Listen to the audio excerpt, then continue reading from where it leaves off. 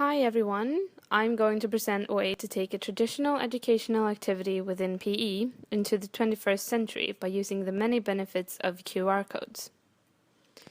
QR codes are two-dimensional barcodes that you can scan with a mobile device, and it redirects you to some kind of information. Examples of its popular uses are in libraries, in restaurants, on posters, and so on, to create an easy and interactive way to receive more information about something. The uses of QR codes in education is vast, and some examples are creating a book review poster with codes attached, which links you to an audio presentation, scavenger hunts around the school using QR codes to get to the next location, in textbooks, worksheets, and on information letters with QR codes that links the users to a website, a video clip, an audio clip, or a survey or quiz. One of the biggest advantages with QR codes is embedded in its name. It gives the user a quick response and it's easy to use. Secondly, it's a way to create an interactive learning environment in an otherwise traditional activity, which increases students' engagement. Furthermore, it can deepen student learning by giving them access to more information and give them direct feedback on a topic. QR codes can change the way we teach and bring activities into the technological 21st century.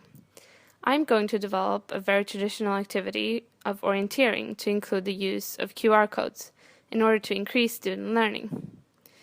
This can be compared to a popular QR scavenger hunt around the classroom or around the school, but this is on an even larger scale. So how does it work? First of all, this activity is often seen as old-fashioned, boring, and scary by students, and it's often criticized for focusing more on competitiveness than learning. And secondly, students are normally given a map, a compass, and a sheet with clues and space to punch in the controls. And then they are sent out, either individually or in small groups in an area, to find the controls as quickly as possible. By adding QR codes into the mix, you can solve many of these issues. Instead of having punches at each control spot,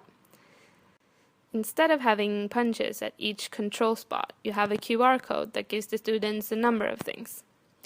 Information about the control spot, encouragement about their progress, a small task to complete related to further knowledge in orienteering, and lastly, the clues for the next control spot. So an example would be something like this.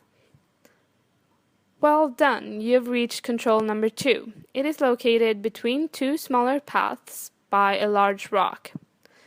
Look around you and compare what you see in real life to the map and take a few photos of good clues in the surroundings that shows that you're in the right spot. Now finish this memory of map signs. Connect the real-life photo to the correct map sign. When completed, you get the clue to the next control. In this way, you slow the activity down, force the students to engage in the surroundings and the skills of transferring real-life input to the information on the map. The small tasks can of course vary in their nature, but they should all focus on learning goals. There's a number of things to consider when setting up this type of learning activity. First of all, define the project. Why are we using the QR codes? Can it just as easily be done without them? We certainly want the students to be more engaged and excited, but the main goal is to increase student learning, so make sure the QR codes actually do that and doesn't get in the way of it.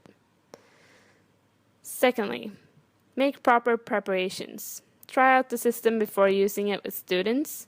Is there enough devices? What's the Wi-Fi connection like at the location? Prepare the material they will access. Make sure it can be accessed on a mobile device. And lastly, always have a backup plan. An offline version of the class if it fails for some reason. To conclude, the potential of QR codes usage in education is massive, and the advantages are that it is quick and easy to use, it's interactive, it increases engagement and learning. It does require some preparation and access to devices and Wi-Fi, but if properly used, it can transform teaching and learning and bring it into the 21st century.